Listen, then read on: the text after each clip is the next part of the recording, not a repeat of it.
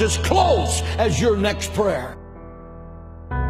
Prayer is the weapon that God has given His children to wage war in the heavenlies. Church of Jesus Christ, stop whining about the attacks on your life by the prince of darkness and put on the whole armor of God in Ephesians 6. Attack, attack, and then attack again, and then attack again, and crush him and drive him out of your life. If it seems to be hopeless, pray, pray, pray, because God answers prayer. Moses prayed, and the sun was arrested in its courses by the hand of God as Joshua crushed the enemies of Israel. Elijah prayed, and forked tongues of fire laced across the heavens and consumed the sacrifice soaked with 12 barrels of water. Hezekiah prayed, and I'm talking about Old Testament prayer right now. Hezekiah prayed, and 185,000 Assyrians that surrounded Jerusalem, promising to slaughter every Jew in the sacred city. The next morning, Hezekiah rolled out the letter that General Sennacherib had sent to him, mocking his God and mocking the people of Israel. He pulled out his secret weapon, prayer. He laid that letter before the Lord and said, God, your honor is at stake.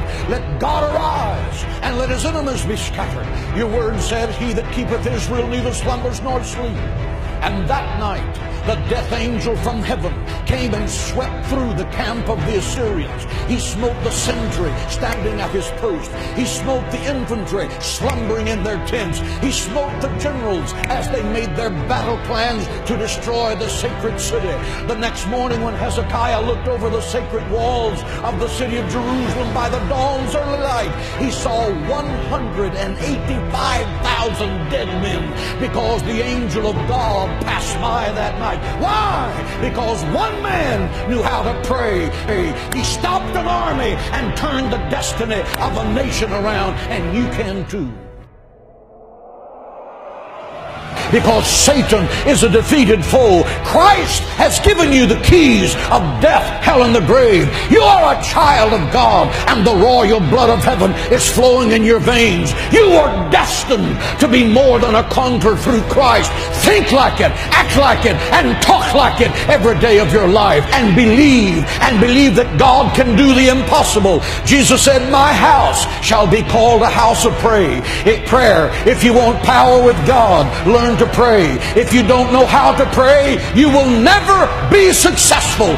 I have preached the gospel of Jesus Christ for 44 years. I have preached in football stadiums packed with 75 to 80,000 people. I have preached in the beautiful cathedrals of Rome. I have preached in the mud huts of third world nations. I have preached to millions of people around the world by radio and television. Why did it happen? It happened because my mother went to war with the devil for my soul in her prayer room, and the devil lost. She prayed me out of the fires of hell and into the gates of heaven. Prayer works. Try it.